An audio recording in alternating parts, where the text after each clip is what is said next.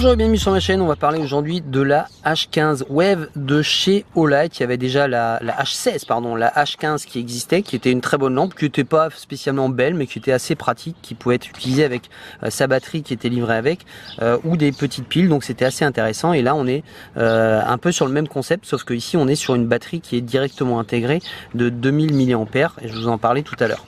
On va voir un peu cette lampe de près. Donc comme vous pouvez le voir ici, deux optiques, ici du nid d'abeille et ici un réflecteur lisse.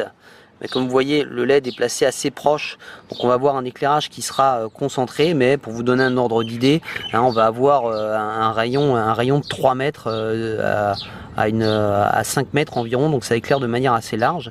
Ici le petit bouton qui va me permettre d'activer la lampe et de changer et de passer dans les 3 fonctions différentes, et d'activer également le fameux rayon, j'allais dire, le capteur en fait qui me permet d'allumer et d'éteindre la lampe en passant la main devant. Alors je vous montre juste cette petite batterie parce qu'elle est intéressante. Le petit bouton ici qui va me permettre de savoir où j'en suis au niveau de la batterie. Ici c'est un petit haut-parleur en fait qui va émettre un petit bip sonore quand vous serez plus qu'à 10% de batterie, donc ça c'est intéressant. Ici ça va me permettre de recharger cette batterie, et ça va surtout me permettre, si je le souhaite, de la connecter à un power bank et d'avoir évidemment beaucoup plus d'autonomie. Le câble est fourni avec, et comme vous voyez c'est un câble de grande taille, donc ça permet vraiment de déporter son alimentation. Petite chose aussi au niveau du bandeau, il est confortable, la lampe elle est ultra légère, hein. Je vais vous dire ça dans les données techniques juste après. Là on a un peu de caoutchouc, donc très honnêtement on l'a vraiment bien en tête, et puis on l'a vraiment bien sur la tête en tout cas, je voulais dire. Et là vous voyez que ça se désengage assez facilement, donc on peut, si on le souhaite, pourquoi pas se faire un petit montage sur une bretelle de sac à dos par exemple, et déporter cette batterie, l'accrocher quelque part. Enfin j'en connais qui l'utilisent comme ça, et c'est assez sympa. Là on va avoir 3 crans différents, alors ça suffit largement. Moi quand je marchais avec, j'étais dans cette position là. Maintenant ici regardez, pour moi c'est vraiment le petit point de faiblesse, parce que là je suis vraiment en butée. Voilà, mécaniquement, si je venais à me cogner en ayant la lampe dans cette position, je risquerais vraiment de péter cet endroit là. Donc ça c'est vraiment la petite zone de fragilité. Après si on l'utilise normalement, qu'on l'a sur la tête etc, il n'y a pas de souci, mais c'est un petit point de faiblesse qu'il faut connaître. Je vous montre juste ici les fameuses données techniques. Je vous parlais de son poids, donc 2000 mAh, ça c'est évidemment ce que je vous disais. Le poids 120 grammes, donc effectivement on la sent pas. 5 lumens, on va en parler tout à l'heure, 160 heures, 100 lumens 9h30, 500 lumens pendant 5 minutes, et ensuite on basculera sur 350 lumens pendant 120 minutes. Alors hop, j'allume la lampe.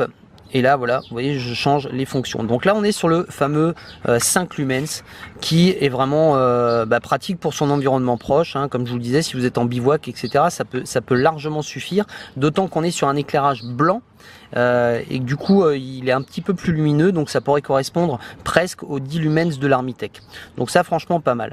Le fameux 100 lumens, donc vous voyez quand je la démarre elle part à fond. Le fameux 100 lumens là, très honnêtement on marche, on trottine avec, donc pourquoi pas comme lampe d'entraînement par exemple.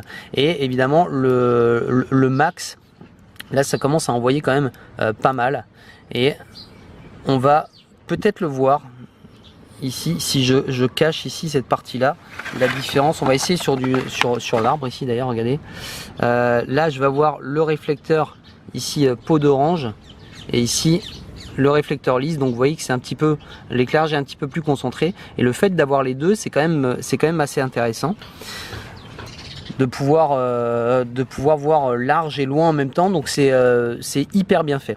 Maintenant pour activer ce rayon infrarouge, ce capteur infrarouge, je laisse le doigt appuyer dessus, et là vous allez peut-être le voir, mais voilà le petit bouton, alors, je sais pas si ça va se voir vraiment, ici il est bleu, voilà, donc le système est activé. Donc vous voyez, si je passe, hop, ah voilà, pardon, ma main devant, et que je repasse ma main, j'éteins la lampe.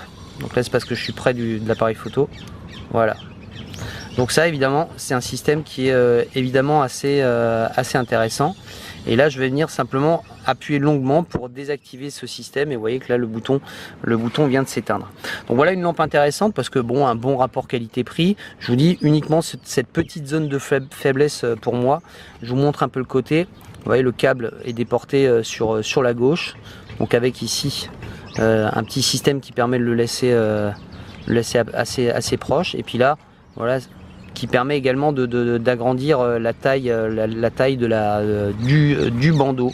Et le bandeau simplement ici, là pareil, hein, ça c'est intéressant aussi puisque c'est des petits réflecteurs, donc vous allez être aussi visible sur le côté. Ça peut être évidemment assez intéressant. Donc voilà, c'était une petite revue rapide. Vous avez peut-être vu sur les photos ce que ça donne.